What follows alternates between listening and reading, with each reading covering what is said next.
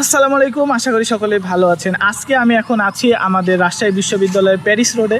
তো প্যারিস রোডে আমাদের রাজশাহী বিশ্ববিদ্যালয়েরই স্টুডেন্ট এক বড় ভাইয়ের উদ্যোগে বিশ্বকাপে এবার যেই 48টা দল আছে 48টা দলেরই পতাকা তিনি এই প্যারিস রোডে টাঙিয়েছেন।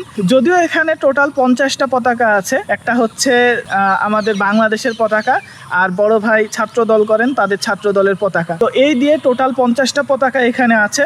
তো আপনারাও চলে আসতে পারেন দেখতে আর ফটোশুট করতে পারেন। সেই সাথে ভাইয়ের সাথেও একটু কথা হলো আমাদের, তার কি ধারণা থেকে এই কাজটা করা। তো চলুন দেখে আসি সব কিছুই। জি ধন্যবাদ।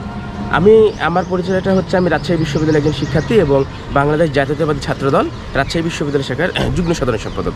আপনারা সবাই জানেন যে বাংলাদেশ এবং বিশেষ করে বিশ্ববিদ্যালয়ের যারা শিক্ষার্থীরা, এরা অত্যাধিক লেভেলের খেলাপ্রেমী, আর সেটা যদি হয় আবার ফুটবল খেলা, এবং এই ফুটবল খেলার আমেজটাকে আমি রাজশাহী বিশ্ববিদ্যালয় এবং রাজশাহীর মধ্যে ছড়িয়ে দেওয়ার কারণে যে 48টা দেশ এই ফুটবল খেলায় অংশগ্রহণ করেছে, তাদের ওই 48টা দেশকে শ্রদ্ধা রেখে আমি 48টা পতাকা এখানে টানিয়েছি।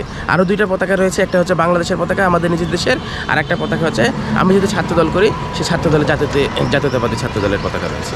এবং আমি একটা রাজশাহী বিশ্ববিদ্যালয়ের শিক্ষার্থী এবং যারা রাজশাহীতে বসবাস করেন তাদের একটা অনুরোধ জানাই, আপনারা রাজশাহী বিশ্ববিদ্যালয় প্যারিস রোডে আসবেন এবং আপনাদের নিজ নিজ পছন্দের দেশের পতাকার সাথে ছবি তুলবেন, ফেসবুকে দিবেন এবং আনন্দঘন পরিবেশের মধ্য দিয়ে আপনাদের দিনটা বিরাজ করবেন। এই কারণেই আমি এই উদ্যোগটা নিয়েছি।